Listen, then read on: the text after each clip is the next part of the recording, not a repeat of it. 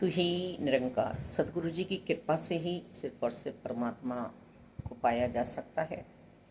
हम वेदों ग्रंथों को पढ़ सकते हैं और जब पढ़कर हम समझने के लिए जिज्ञासु बनते हैं तो फिर हमारे जीवन में संत आते हैं और संत हमें साकार सदगुरु जी के चरणों में ले जाते हैं और वहीं जाकर फिर हमारी जिज्ञासा शांत होती है और फिर हमारी आत्मा जो गदगद होती है, खुशहाल होती है, आनंदमय होती है। हाँ, यही तो है, यही तो है, यही तो है जिनसे मैं मिलना चाह रहा था। तो ऐसा नहीं है कि जो ये वेद ग्रंथ शास्त्र हैं ये मिथ्या ही हैं, इन्हें पढ़ना है, वास्तव में इन्हें समझना है। तसी से भी कहा गया कि आपने या तो शास्त्रों को पढ़ा हुआ है या फिर पढ़ रही हैं, क्योंकि इतने विश्वासी जीवन को वही जी पाता है और सुख दुख आते रहे हैं और आते रहेंगे। ये तो इस माया रूपी शरीर के साथ लगे हुए हैं, है ना। पर शक्ति तो हमें आत्मा से मिली है ना। यदि हमारी आत्मा कमज़ोर पड़ गई, आत्मा का साथ हमने छोड़ दिया, तो फिर हम हार जाएंगे। फिर हम समझने लगेंगे अब हम 60 साल के हो गए हैं। और जो आत्मिक हमारी शक्ति मजबूत है, फिर हमें कुछ फर्क पड़ता ही नहीं है।